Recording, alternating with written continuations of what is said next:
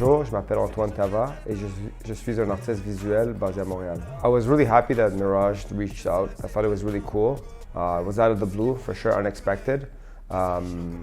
It kind of came full circle in a way, in the sense that, you know, I worked in the animation industry. I did some 2D, some 3D, and you know, I was always thinking of kind of getting back into it. And I know this is a video game, it's a different type of platform.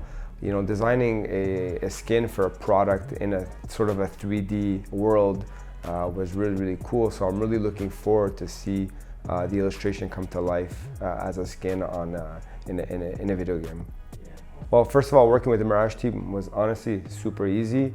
Whatever we had sent in the proposal kind of came to fruition. And after that, once you get the first draft done and you get some revisions and comments, worked on the second one, and I think on the second one we nailed it pretty much. Process, I would say. And kind of added my touch, my signature, and my drips onto the skin. And that was really, really fun, and it was greatly appreciated by the Mirage team. So I'm really happy about the output of the product. That's sick. Yeah? I like it. Yeah, I like it a lot. I almost wish they could have completed the mag. Yeah, I know they can't, that you but can't. it would be cool.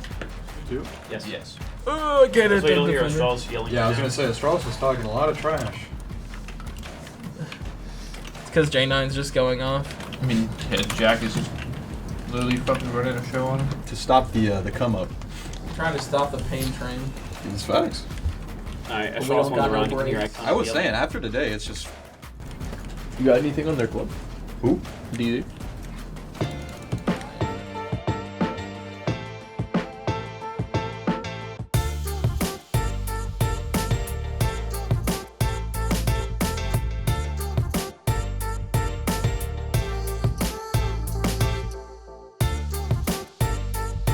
Big stakes for both of these teams here. Obviously, relegations are going to be playing into the minds of these teams. You do not want to finish dead last. You don't want to have to contend for your spot to stay here in the North American League. Diffuser down, pistol out, but no, Tomas with the pre-fire, and Mirage will tie up the game. Tomas was on 1 HP, Parker. One shot from that pistol on NVK. And that round goes the other way. No retaliation yet from XSET as their numbers continue to dwindle, and Mirage seem firmly in control, leaving the two newest members of NVK and Prod to hold on. Just Prod left, and he's not going to be able to accomplish it at all. Mirage grabs their first win of the season. It's a 7-5 over XSET. Really important time to come alive for Mirage, and congratulations to them, as this is also one of the best XSETs I have seen in a very long time. Huge win for Mirage. You can see Tommy is very happy as he starts telling everyone just how happy he is. Sunshine and rainbows, I'm sure, coming out of his mouth right now.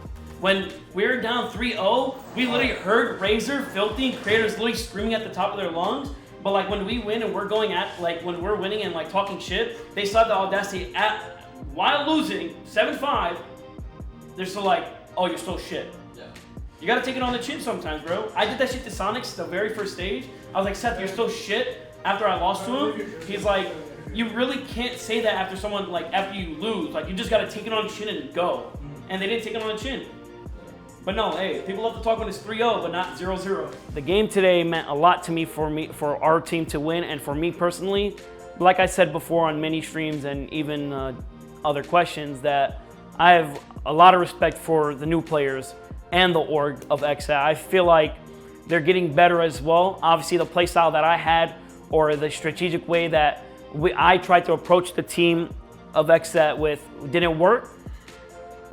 So I believe that within their new system, it is working for them. Obviously, today it wasn't in their favor, but obviously they will have more and more and better outcomes. My name's Hunter, and I'm the new news lead at CGG.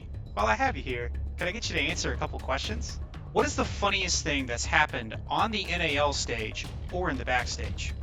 I think today was definitely I wouldn't say funny moment, but it was definitely great to see Tommy against his old team, talking all the trash he wanted and just yelling across the stage. That kind of got the vibes going for the team. The funniest thing that I can remember that has happened on the NAL stage is Tommy, my teammate, screaming at the other team.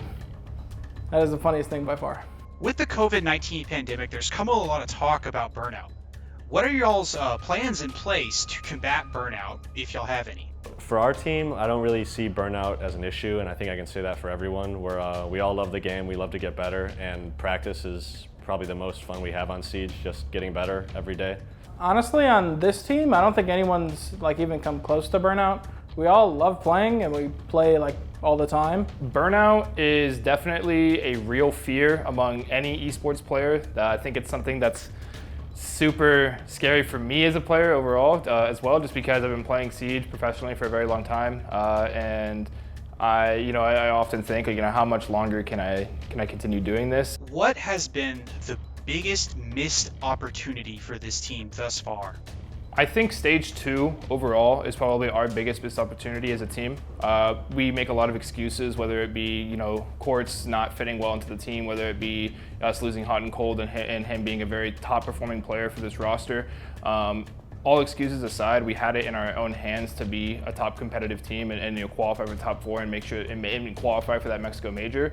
Mainly just like something we should have been able to win, but we didn't, was the exit game of stage 2. I think me personally, I got pretty demoralized after that loss, and that kind of, we didn't win the rest of that season, or the stage. So I would attribute it mainly to that loss. It was kind of demoralizing and probably the biggest win we missed out on.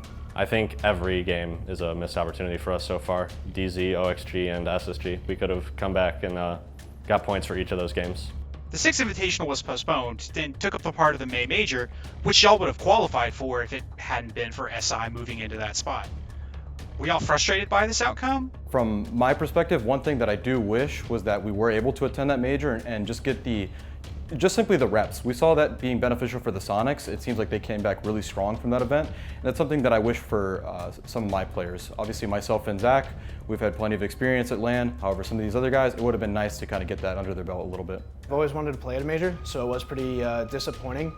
It was only disappointing looking back on it though. I think in the moment, I didn't really expect there to be a major ever. So looking back on it, I really wish I had been able to go to a major and get that experience and just be able to have a good time. I would have really liked to gain that experience of going to and playing on a major stage, even if there wouldn't have been a crowd because of COVID.